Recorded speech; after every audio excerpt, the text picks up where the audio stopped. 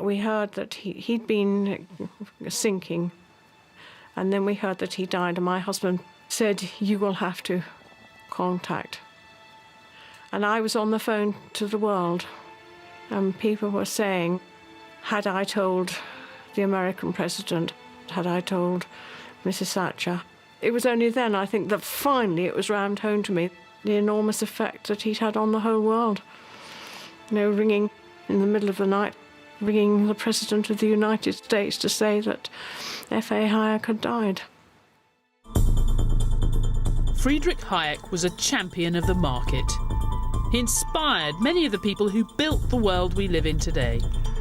Margaret Thatcher would, from time to time, pull little bits of paper with quotations on them out of her handbag, and Hayek would be one of them. For more than a generation, Western leaders claimed to embrace one central economic idea, the free market. With the financial crisis, that orthodoxy is under attack. Our faith in it has been shaken like never before. But one great free market visionary has emerged from the meltdown with his reputation enhanced. There might never be a better time to listen to Friedrich Hayek. I see right now, this moment in history, as a time where Hayek's ideas deserve a shot. Of all the big pro-market thinkers, Hayek was by far the most radical. He believed the market should be freer than any government has ever dared to allow it to be. In the world, according to Hayek, politicians should step back from trying to manage capitalism's ups and downs. They should simply set it free. There's no doubt that he's a significant thinker, though there's major controversy about every area of his thought. In this series, I'll reveal the stories of the lives and revolutionary thinking of three extraordinary men: John Maynard Keynes, Karl Marx, and Friedrich Hayek. They all saw their worlds changing as never before, becoming ever more complex and interconnected. The fate of entire nations now hung on the power of money, and they had very different ideas about what to do. Even in the middle of an economic meltdown, Hayek's advice to governments was to step back and do nothing. Meddling would only make things worse. It's not what anyone has ever wanted to hear. But today they've tried all the usual tricks for fixing the economy. Is it time, finally, to take Hayek's advice instead?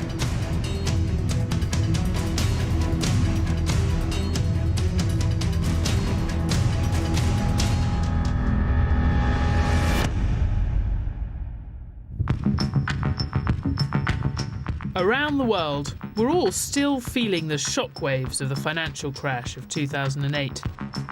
You really can feel the fear down here. The Dow has had its worst 5 days in 5 years. Until that crisis hit, Western leaders had put their faith in the free market as the best way to generate wealth. But in their version of the market, derived from thinkers like Milton Friedman, they still believed if things went wrong, they could step in, tweak the system, and get everything back on track.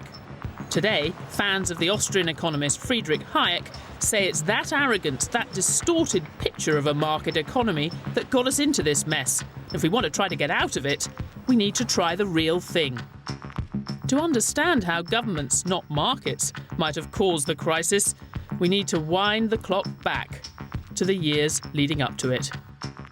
America's interest rates have been cut. That was expected, but the timing has come as a surprise. It's January 2001, and America's central bank, the Federal Reserve, has cut interest rates because it's worried the US economy is slowing down. Now, it cut interest rates for the same reason central banks always do, to make it cheaper for companies and households to borrow and seek out profitable investments. The president was pleased, as you might imagine. This is the kind of thing presidents expect central banks to do, to avoid economic trouble. I think the cut was needed. It was a strong statement that measures must be taken to make sure our economy does not go into a tailspin. Had Friedrich Hayek been alive, he would have taken a very different view. Far from avoiding trouble, Hayek would have seen the Federal Reserve's decision to cut interest rates as sowing the seeds of today's financial crisis. In fact, Hayek believed Almost any government intervention in the market, like propping up failing businesses, setting trade tariffs, or manipulating interest rates, risked disaster. In the years after 2001, the Federal Reserve carried on cutting interest rates, helping to fuel a property boom that ultimately couldn't be sustained. Early in 2007, America's housing bubble burst and the global financial crisis began, just as Hayek might have predicted. The conventional wisdom was that none of these events were foreseeable. We couldn't have done anything about it. But of course, all of that was false. What's playing out before our eyes is exactly what men like Hayek predicted would happen. At first glance, the Hayek view of the crisis looks a bit familiar, but don't be fooled. You probably feel like you've heard this argument before, that the Federal Reserve partly caused the crisis by setting interest rates too low, encouraging everyone to borrow too much and generally do silly things. But the argument of Hayek and his followers actually runs deeper than that. It's not just that they got their sums wrong and they didn't set the right interest rate. It's that they shouldn't have been in the business of setting interest rates at all. It's this radical rejection of the state's role in regulating the market that sets Hayek apart from other free market thinkers. He believed the market would do a far better job regulating itself if only governments would just leave it alone. Free market did not set interest rates at 1% under Greenspan. That's the government that is doing that. That is price fixing. It's kind of the way the old Soviet Union used to fix the price of bread or gasoline. The US government fixes interest rates the same way. We need the market to set interest rates, not the government. And if the market set interest rates, they would have been much higher. And we wouldn't have had these problems. Hayek's belief in the positive power of the unbridled free market stems from his childhood in Austria. He was born in Vienna in 1899.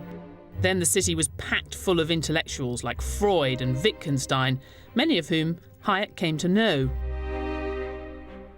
These family photographs have not been widely seen. Growing up, he had a keen desire to make sense of the modern world taking shape around him. I must have been 13 or 14 when I began pestering all the priests I knew to explain to me what's meant by the word God. And none of them could. That was the end for me of it.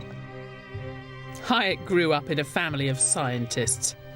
Like many other intellectuals in Vienna at that time, they liked to think they were on a grand quest to unwrap the secrets of the universe. The young Hayek was especially influenced by his father, a doctor and enthusiastic botanist. Hayek started off like his dad, obsessively collecting plant and insect samples, really into the development of species. By the time he was 16, he was more interested in people, the development of whole societies, not plants. But Darwin's theory of evolution stuck in his head. Since the 18th century Enlightenment, science had unlocked many of the puzzles of the universe, including the origins of life itself. As Hayek grew up, he was drawn to what he saw as the last frontier, the mysterious workings of the economy in all its growing complexity and power. In Darwin's theory of evolution, he thought he saw what a new science of the economy might look like. Physics, which allows often for precise predictions in terms of planetary motion and eclipses, is not a good model for understanding how social phenomena work. I think that was the basis of his attraction to evolutionary theory. He wanted to establish that you could be a science even if you don't make precise predictions, even if you don't have the sort of control that many of his opponents said, well, if we're a science, we should be able to engineer society the way an engineer builds a bridge. Darwin's theory of evolution also helped forge Hayek's vision of capitalism itself. He came to believe the global market had evolved over the course of human history, emerging as a kind of natural wonder, driving civilization forward.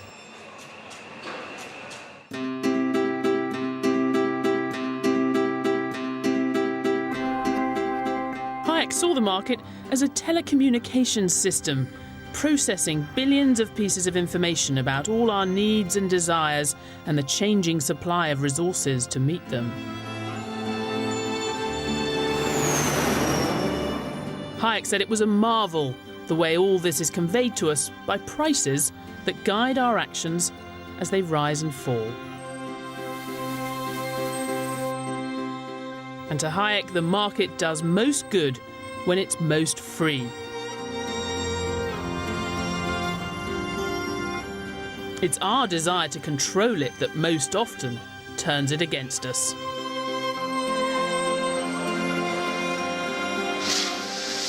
Hayek thought meddling by government could make it harder for the market to do its job by distorting the signals it was sending to buyers and sellers.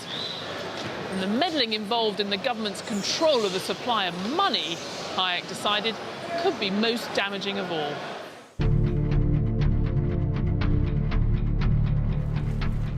Rampant inflation, unemployment, uncontrollable debt. In Vienna after the First World War, Hayek saw for himself how government abuse of money can wreak havoc. Across Austria, prices had taken off, and so had unemployment. Even the rich were struggling to feed themselves, and no one could quite understand why. At the height of the crisis, if you walk down this street any time of day or night, you could hear a kind of relentless, heavy rumbling sound.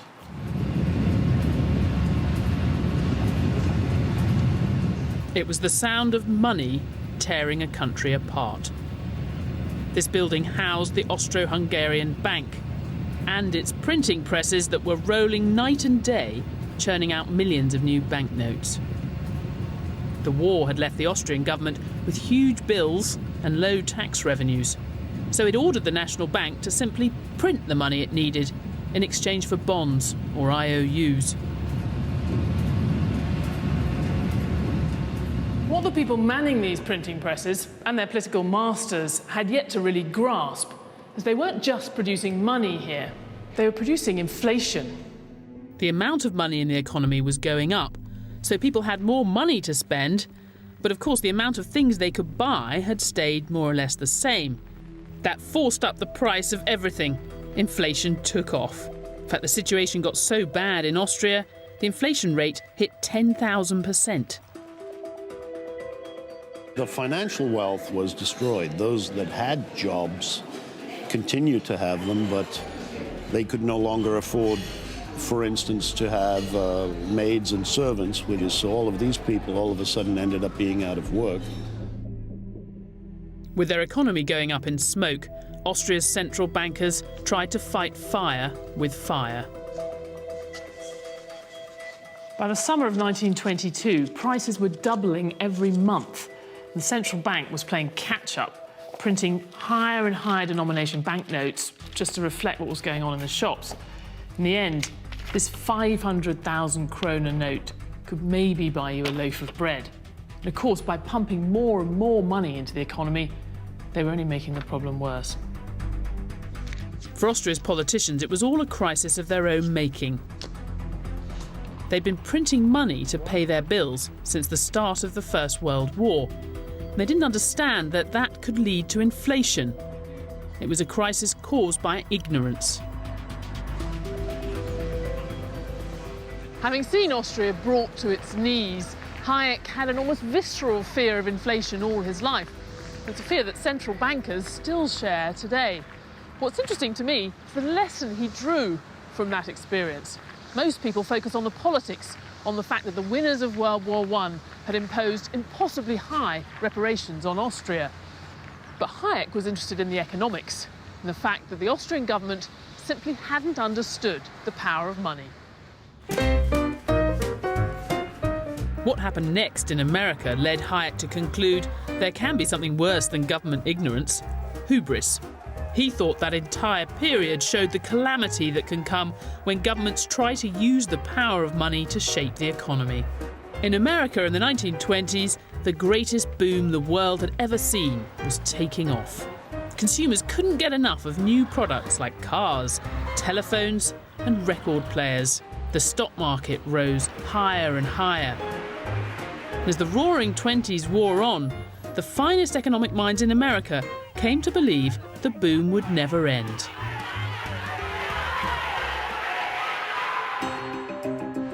Back back in Austria in early 1929, Hayek was convinced they'd got it all wrong. He'd become the director of the recently founded Institute for Business Cycle Research. Its job was to understand why economies were always lurching from one boom and bust cycle to another. Hayek called it the 19th century pattern, though it was hardly a thing of the past.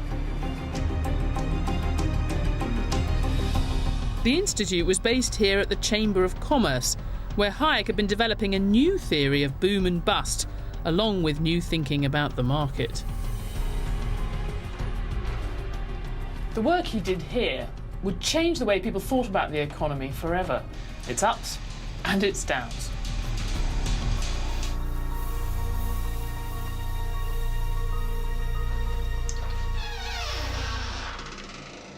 To many, the downs were unpredictable, a kind of force of nature that might destroy an economy without warning. Hayek had been working on a new idea, that the seeds of busts were sown during booms.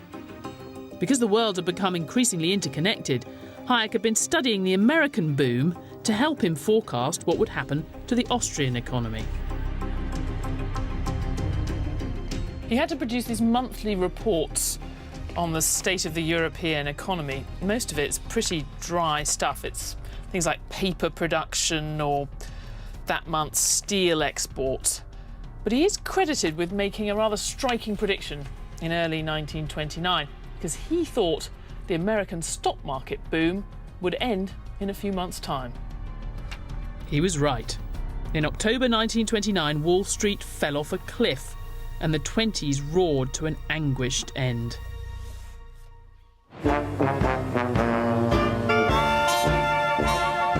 Hayek's prediction came out of what he saw happening at America's new central bank. The Federal Reserve had been set up in 1913 to stabilise America's notoriously shaky private banks by offering them a reliable source of credit. Hayek's big idea was that the great ups and downs in the economy nearly all started in buildings like this one. It was the cost of borrowing, the interest rate, set by central banks like the New York Federal Reserve, that caused unsustainable booms to develop and caused the inevitable busts.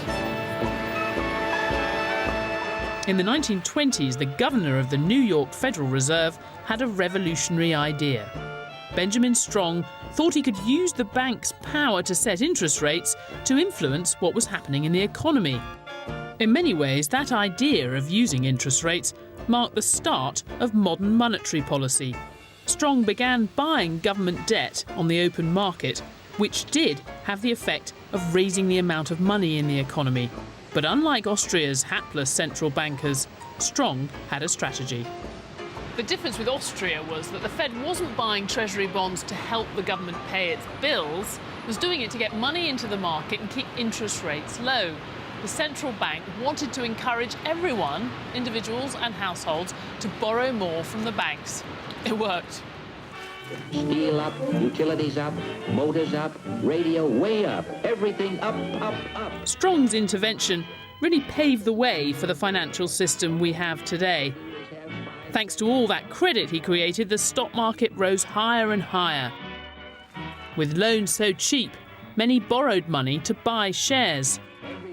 Others invested heavily in property. The Federal Reserve hoped its intervention would keep the boom going indefinitely. But Hayek believes Strong's policy was sowing the seeds of an eventual bust.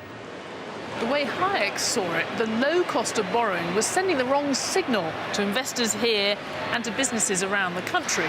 The low interest rate told them that America was saving more, that there was lots of spare cash sitting in bank accounts ready to be lent on and invested.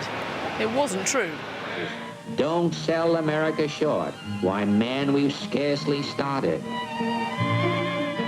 By the time the Federal Reserve spotted the warning signs, it was too late. Technical readjustment. Over $14 billion go with them, and so goes the confidence of a nation. Wall Street lays in there. The crash came when interest rates rose and investors started to realise the banks didn't have money to back all those investments after all. At one point, they had to close the visitors' gallery because there were too many members of the public up here wailing and crying as they watched their life savings go up in smoke. The jazz age is over, all over. To Hayek, the lesson was clear.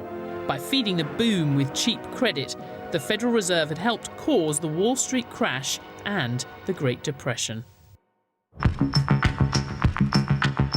Fast forward to today's global crisis, you could tell a similar story. We certainly saw a lot of cheap credit in Britain and America in the decade before the crash, which did help fuel unsustainable property booms. Northern Rock was one of many financial institutions taking ever greater risks in its lending. When it got into trouble in 2007, panicked savers rushed to withdraw their cash, the first run on a British bank since 1866. It was a sign of the disaster to come. If things hadn't come to a crash in 2007, 2008, maybe with the corrective medicine, you could have managed the situation back down again through, interest rate monetary policy. As it was, the banking system, which was massively exposed to this, reached a situation where suddenly people realised what had happened, they lost confidence in each other, and the entire edifice came crashing down. Today's central banks have computer models of the economy light years ahead of anything dreamt up by Benjamin Strong. But even so, Hayek's followers say the Federal Reserve had learned nothing from the mistakes it made in the 1920s. In the early 2000s, it had kept interest rates too low for too long. But then and now, there are plenty who would disagree. The job of the Fed chairman is to keep the party going, to spike the punch bowl at all costs. Not to take the punch bowl away, which really should be the job. I mean, the Federal Reserve should be independent, but it's not. It acts in concert with the government to try to maintain a phony prosperity. Interest rates are very low, and that was partly promoted by the fact that the surplus countries, notably China, but others as well, had a lot of money. They were perfectly happy with exporting. It would have been hard to force American interest rates higher in that environment because there was so much money flowing in at low interest rates. If it was all the Fed's fault, how come Europe had the exact same experience? It's not the fact of the interest rate policy maybe having been wrong, although I'm not even sure I agree on that, but it's the fact that we had these deregulated Wild West financial markets that allowed us to get into the crisis we're in. Like our own financial collapse, the consequences of the 1929 crash were felt across the world. A string of banking crises followed, and a terrible depression in America and much of Europe. Again, Hayek said it was all down to interest rates being too low in the boom years. But years later, another hugely influential free market thinker came along who argued the exact opposite, Milton Friedman. He said the Federal Reserve had not pumped too much money into the system, but too little. That's the version of history that most politicians and economists still believe. Hayek was absolutely wrong to think that in the catastrophic depths of the Great Depression of the 1930s, that all that was happening was an unwinding of the malinvestments that had come from a credit boom. Clearly, there had been a calamitous collapse of the banking sector that had nothing to do with the earlier so-called malinvestment. Facing the world's worst financial meltdown, the issue for economists and politicians was the same as it is today. How do we make it go away? As the Great Depression began, Hayek was invited to give a series of lectures here at the London School of Economics.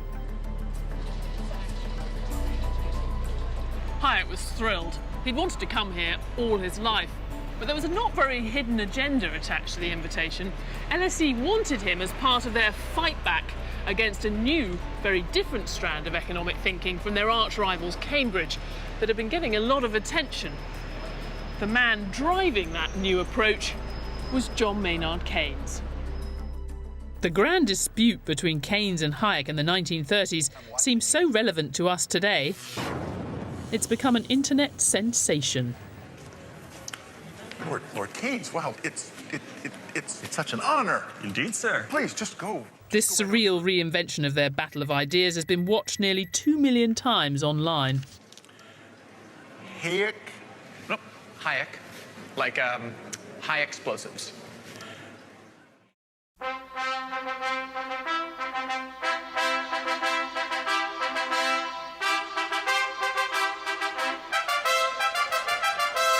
Hayek's opponent, Keynes, was a heavyweight thinker, the seemingly unstoppable new force in economics.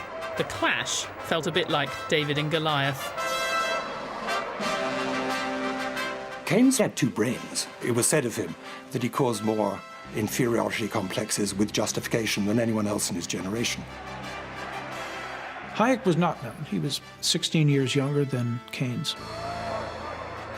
They fell out with each other on first meeting and continued to fight for the rest of their lives. As the Depression deepened, the stakes could not have been higher. Hayek began with some awkward jabs. Drawing in rather confused diagrams on a blackboard behind him, he described what he called fluctuations, which were how the market changed from day to day to day over time, and how, if you started interfering with it, how things would go wrong pretty quickly. The big economic argument that started here in this room in 1931 is still going on today. If an economy gets into trouble, should the government step in and try and fix it? Keynes was saying yes. Hayek stood up there and said no. For once, it really was that simple. For Keynes, it was a moral problem. The fact was there were people unemployed, and therefore they should be put back to work. And it didn't really matter how you did it. For Hayek, it was a different thing. Hayek concluded that we really didn't know enough about economics, and that any attempt by people like Keynes to start fiddling around with it would only end up with unintended consequences. And those unintended consequences, according to Hayek, could be even worse than the problems that were solved. The bitter argument between Hayek and Keynes embodies a fault line in economics that exists to this day. It's one of the great academic disputes in the history of intellectual thought. It set the tone, really, for the difference between left and right today, between those who want to intervene in the economy and those who would prefer to leave the economy alone. It was one of the most important intellectual battles of the 20th century, and at the time, it was pretty clear who won: Keynes. In 1933, as the Depression showed no sign of ending, President Roosevelt instigated a massive public spending program that looked very Keynesian. Under the New Deal, all kinds of new infrastructure was built across America, like this elevated railway in the heart of New York. The New Deal's gone down in history as the first time a country seriously tried to spend its way out of recession. But even at the time, Hayek thought that was a mistake. He thought what the economy needed was a period of cleansing. Get past all that bad investment from the boom, get rid of all the weak businesses, let the fittest survive. Hayek saw the New Deal as an artificial stimulant preventing the market naturally healing its damaged ecosystem. Rather than stepping in, government should step back and let the recession do its job. Hayek thought that the recession was the return to normalcy, that the boom was caused by bad policy, but once the recession started, that was the return of the economy to normalcy. It would involve liquidation of certain projects that had been started that were not sustainable. But in the depths of capitalism's worst ever crisis, Hayek's tough message was too much for most politicians to swallow. He was ignored. Going back and forth for a century, I want to steer markets. I want them set free. There's a boom and bust cycle and good reason to fear it. Play low interest rates. It's the animal spirits. Keynes's message, rhetorically, is a hopeful message in the sense that it says we and we being the government, can do something proactive about this. The Hayekian view doesn't offer that sort of policy, doesn't offer that option.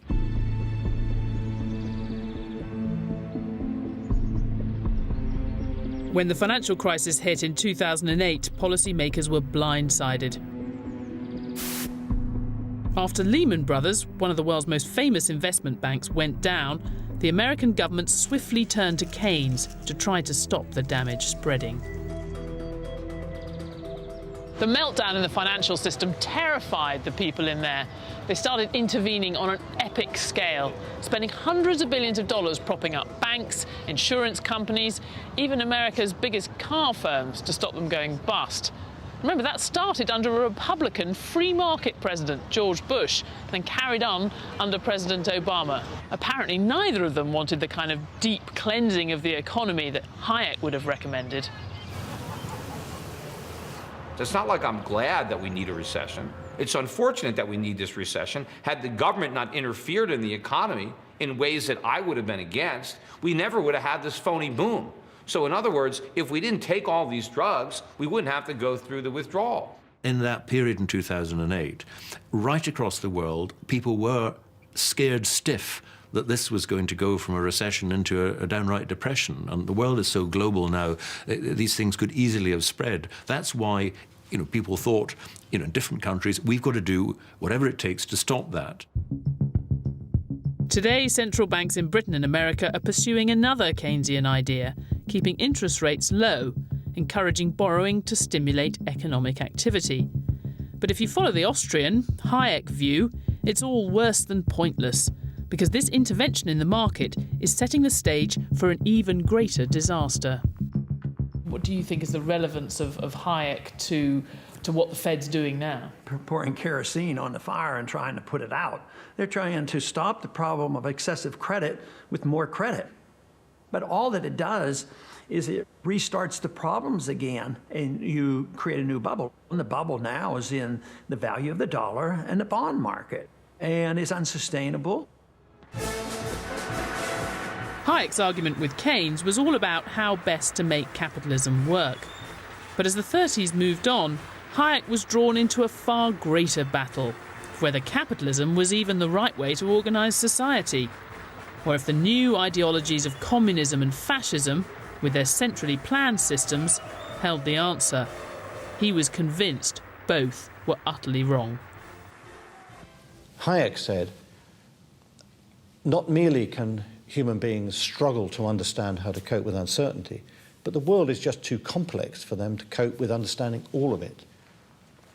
A market system conveys so much information that makes it feasible. Central planning will fail under the weight of the impossibility of understanding the complexity of the economy.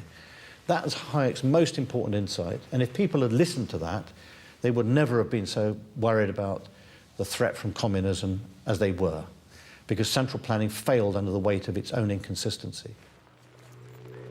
Hayek had seen the economic costs of central planning, but World War II made him focus on the political implications.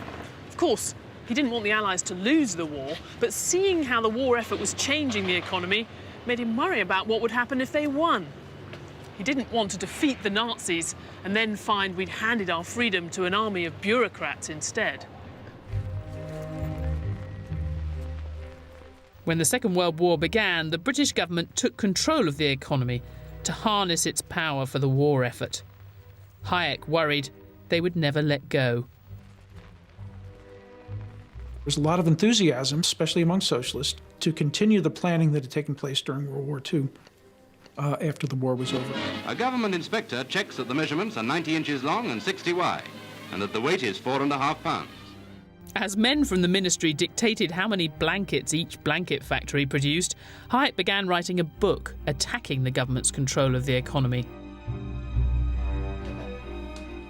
It would help change the course of the 20th century and start a political battle that runs to this day. And there is a handwritten copy by my father-in-law in an ordinary child's exercise book of The Road to Serfdom. he has written on it, "This is about the third or fourth draft from a longer typescript, later destroyed by mistake." And so that is the draft that survived of The Road to Serfdom.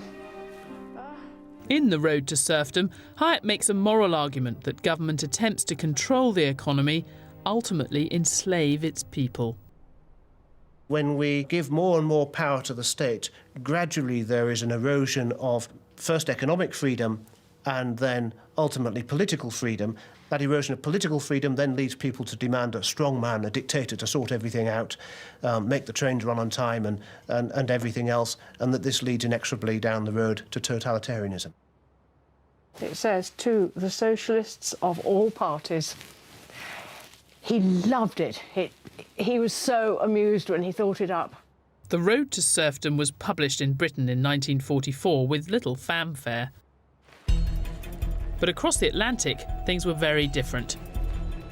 In April 1945, Hayek agreed to give a short lecture tour of American universities. Before he arrived, his book got the kind of publicity money can't buy.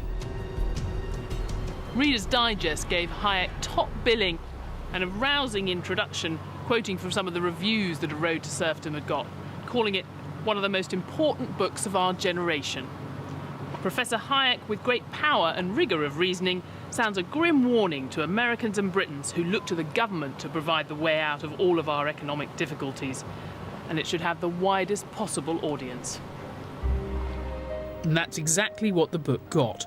Reader's Digest had more than 8 million subscribers. Hayek's warning about the dangers of big government struck a chord with many Americans.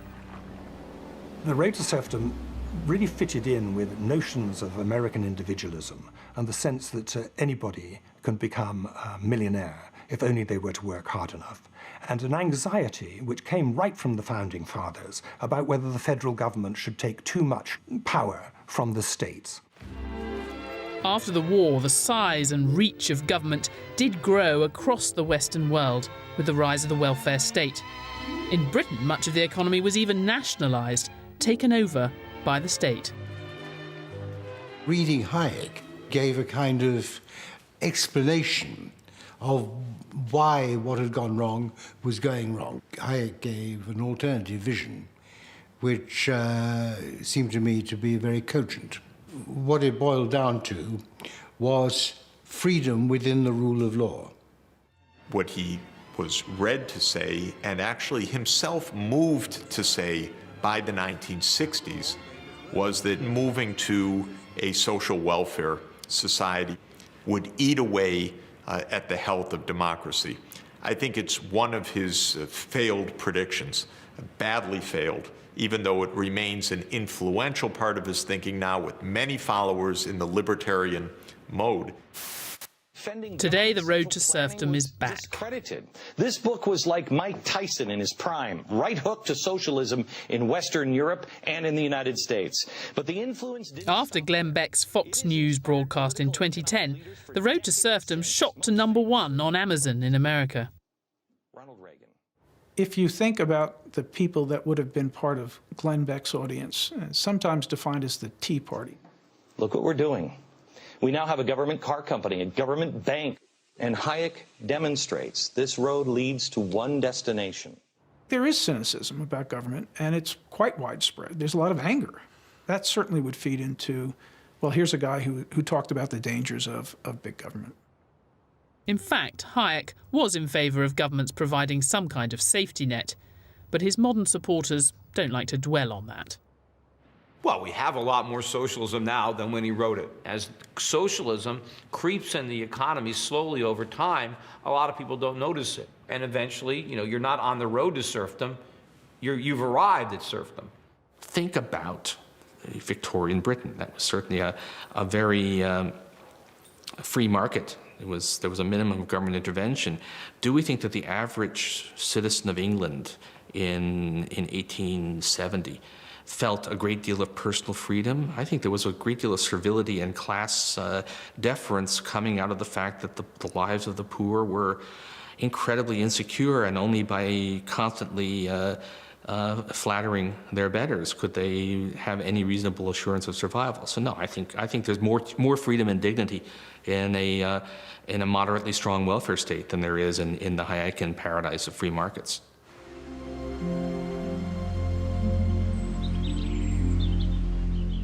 Despite the success of the road to serfdom, in the 1950s and 60s, Hayek found himself in the political wilderness. Governments across the Western world were enthusiastically embracing the ideas of Hayek's nemesis from the dark days of the 1930s, John Maynard Keynes. It became the new capitalist orthodoxy that governments could successfully manage their economies. The tide of history had turned against Hayek. He got very depressed. People weren't listening to him, they weren't reading his books. England seemed to be going left wing. He'd chosen to be British, and he looked from his views of an economist, and he could see everything going the wrong way.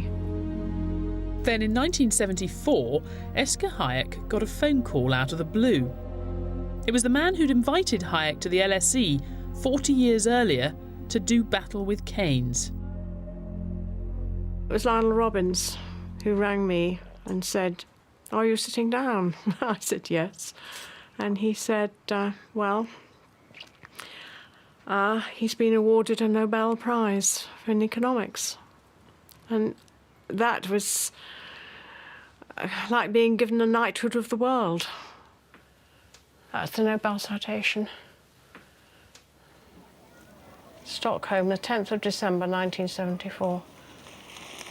Alfred Nobel, given to Friedrich von Hayek.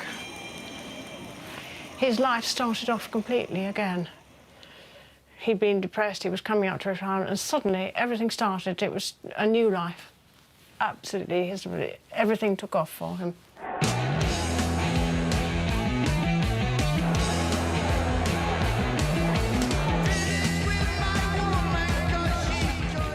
While everything began taking off for Hayek, Britain was sinking into economic decline. Strikes had become a fact of life. The post-war Keynesian consensus was crumbling. A few months after Hayek won the Nobel Prize, the Conservative Party turned to a new leader. The rise of Margaret Thatcher brought Hayek into the political mainstream for the first time. Margaret Thatcher would, from time to time, pull little bits of paper with quotations on them out of her handbag, and Hayek would be one of them. Hayek had spent most of the 20th century as a political outsider. Now he had the ear of the woman who would be Britain's next Prime Minister. I think it would be a great mistake to think of her as studying Hayek like a student would. It's more trying to get inspiration from Hayek and casting around, ransacking the minds of great men, of whom he was one of the most prominent, so that she could somehow get the gold.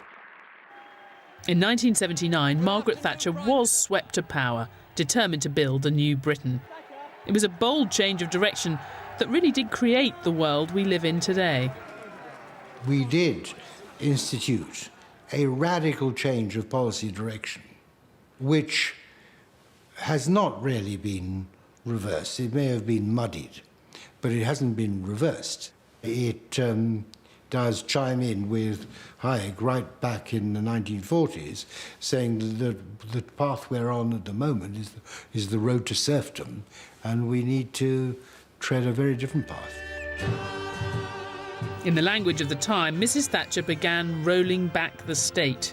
Government-owned industries were privatised, public spending and taxes were cut. There was a bonfire of state controls on the market, on prices, wages, dividends and foreign exchange. Britain was moving Hayek's way. We were certainly very much on the same wavelength. We were not busy thumbing his works to find out what we should do. It was not a handbook for government, but it was the same general idea. Nowhere did today's world emerge more clearly than in the Conservatives' battle with the trades unions. Margaret Thatcher wanted to put a stop to what she saw as rampant union power. But she faced a dilemma. How do you do that without alienating the entire population? Hayek's philosophy helped her formulate her answer.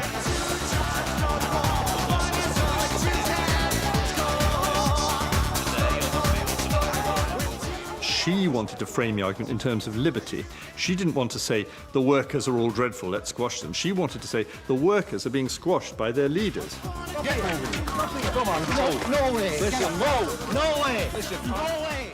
This very much fed into Hayek, and the idea of liberty was you were defending your country here as well as the state of labour relations. Hayek and Margaret Thatcher agreed on a lot, but there was one crucial difference between them. Whereas Hayek thought you freed the market to prevent power getting too concentrated in the hands of politicians, Thatcher thought you could have free market policies and still keep a lot of power at the centre.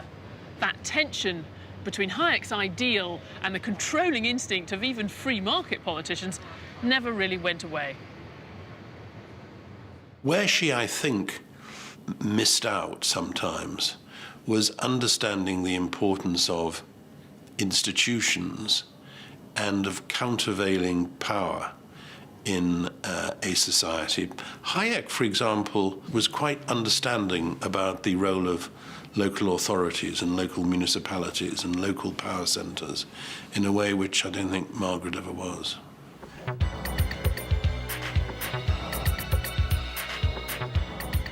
Hayek's political influence reached its height in 1986, when Mrs. Thatcher's government swept away much of the regulation that had constrained the City of London.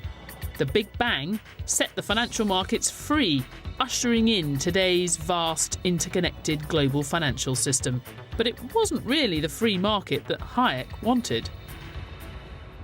Hayek's followers would say the deregulated financial system that came out of the 80s and 90s played a big role in the financial crisis because it was only ever half free. It was distorted by an implicit promise to all these financial institutions that if things went wrong, the government would come to the rescue. In the kind of capitalism we've had in the West since the 1980s, the financial institutions that triggered the recent crash were free to do anything, it seems, except fail. It was the too big to fail problem, that they knew that it was a question of heads I win, tails the taxpayer loses. And if that is the bet, you take the bet and you take it on a bigger and bigger and a bigger scale.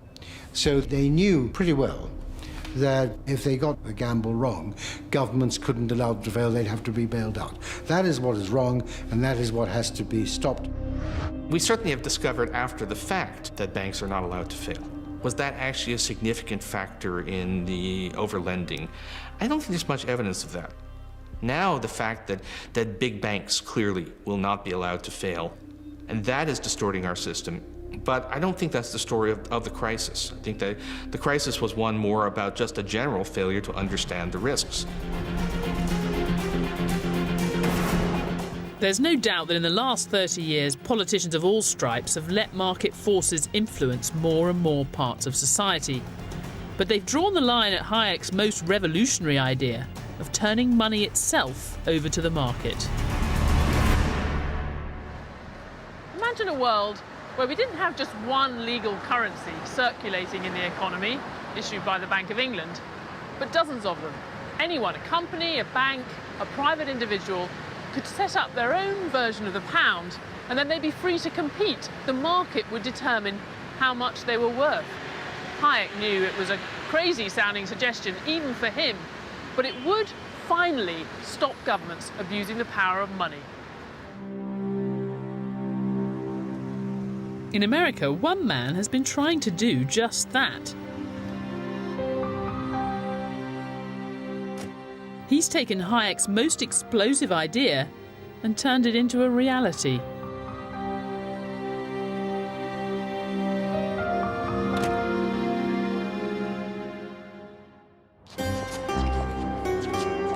Bernard von Notthaus calls himself a monetary architect. The American authorities call him a domestic terrorist. For some, what's happened to von Notthaus shows just how seriously governments take any challenge to their monopoly over money. Economics is dry and boring. But money is exciting, money's sexy. You know, money's got pizzazz. It's about people and about dreams and about what we do, you know. Money is fantastic. And that's what I really connected with in terms of von Hayek. Because what he said in here was about people taking control and people issuing their own money. Von Nothaus created his own currency, a silver coin called the Liberty Dollar, which anyone could buy. And many have. Thanks to him, coins worth anything up to $50 million have now been sent out into the US economy. And Hayek was a big inspiration. He says the problem is government money. It's always been government money because they abuse their power. They make money out of thin air. So he says what we should do is to abolish the central bank. The end of the Federal Reserve. That was fantastic. Ever since Benjamin Strong was running the New York Federal Reserve in the 1920s, central banks have used their control over the supply of money to try to manage the economy's ups and downs. But as we've seen to Hayek and his fans, central banks are the cause of many of capitalism's problems, not the solution. And I don't argue for closing the Fed down in one day either. I want an audit of the Fed, and I want competition, Hayek's ideas of competition and money, and see who can win this argument. But for them to claim monopoly powers and prevent us from practicing private market economics is the real problem that we have. A lot of this is this utopian vision, the golden age when men were men and currency was free. The United States had a long period of no government monopoly on currency. We had that whole system of unregulated banks issuing competing currencies. That system was heavily prone to financial crises. So the idea, again, that competition is the answer is flying in the face of history. Perhaps, but the history of government efforts to control the market hasn't been so pretty either. For Hayek, what was really utopian was the belief that central banks, or anyone else for that matter, could ever be a match for the dizzying complexity of our modern economy. Hayek would say since they can't do it, they should just stop trying. We should stop having... Well, stop having any intervention in monetary policy, or stop having central banks if you go to the extreme. Well, that's dreaming, I think.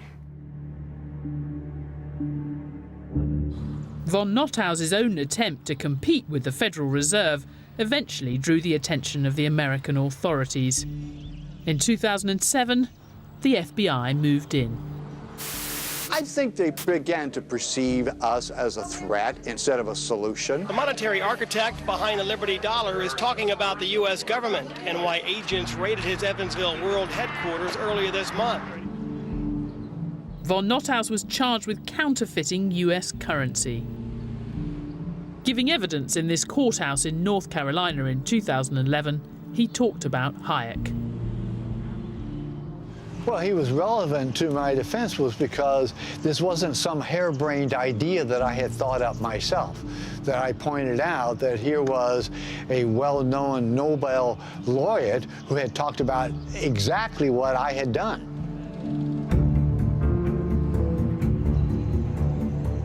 Bernard von Nothaus was found guilty and now faces up to 25 years in prison.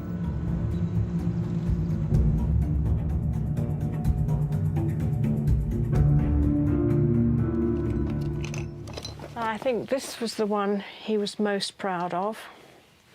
Companion of Honour, presented by Queen Elizabeth II, Buckingham Palace, 1984. And he was absolutely thrilled when he got that. To Professor Dr. Towards the end of his life, Hayek was feted by everyone. He'd inspired politicians all over the world with his boundless belief in the power of the free market. And that is Catholic University, Caracas. But when it came to their actual policies, Western leaders in the 1980s usually turned to a free market thinker whose ideas they found more palatable. Milton Friedman's belief that governments could steer the economy using their power over the supply of money in circulation is still a touchstone for governments everywhere. In that sense, Friedman, unlike Hayek, did offer politicians a way to champion the free market and hold on to the reins of power. Hayek's life spanned almost the entire 20th century, an era of unprecedented scientific progress. It's one small step for man, one giant leap for mankind. But also unprecedented economic disasters. Living in the shadow of both, Hayek came to see the great crises of capitalism as the result of politicians mistaking economics for a science. It was a century for taking on all the big questions. And the big question for economists was how they were going to tame this extraordinary modern economy. Keynes and Hayek both thought that would be incredibly difficult, dangerous even. But Keynes flattered governments with the idea that they could tilt the course of human history their way. It was Hayek who said they shouldn't even try. We might uncover the laws of the universe. We were never going to master the complexities of human nature. Pretense of knowledge, he called it, pretending they know something that they don't know. Well, they've been doing it now. We've given the current crop of economists, let's see, how many years would that be? About 70-some years. Total failure. Many of the computer models have been desperately misleading in pretending that we understand how the economy works. We don't. We can't forecast the economy. But we can try to think about the big questions. Can we get out of a deep slump? And I think by working with other countries, we can gradually find our way out of this. So you need the different insights together. But Hayek the moral of Hayek is avoid hubris in economic policy, just as we should avoid hubris in thinking that markets left to their own devices will lead us to nirvana. There's no doubt Hayek helped change the course of world history, shifting it decisively away from the state and towards the market. Oh! 10 Downing Street. The Prime Minister, 3rd of May 1989. Dear Professor Hayek, it is with the greatest pleasure that I send you my warm congratulations on the occasion of your 90th birthday. The leadership and inspiration that your work and thinking gave us were absolutely crucial, and we owe you a great debt. With every good wish, yours sincerely, Margaret Thatcher. But no government has ever dared to implement Hayek's vision of a market free from state intervention. And when capitalism faced its biggest test since the 1930s, politicians rushed to save the market from itself. In fact, the biggest debate in Britain today is not about whether the government's doing too much to prop up the economy, but whether it's doing enough. Today, Hayek's advice seems harder to take than ever.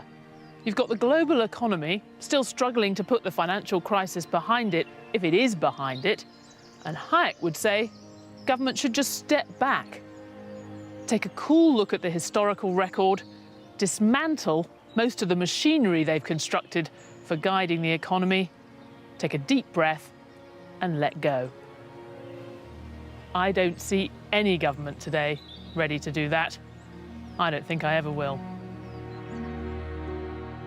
Next time, Karl Marx, the man who had the most radical solution of all to the problems of capitalism: get rid of it. The Open University's produced 6 one-minute animations to explain some of the key economic ideas that affect all of us. So if you want to learn how to spot an invisible hand or other secrets of economics, go to bbc.co.uk/Masters of Money and follow the link to the Open University.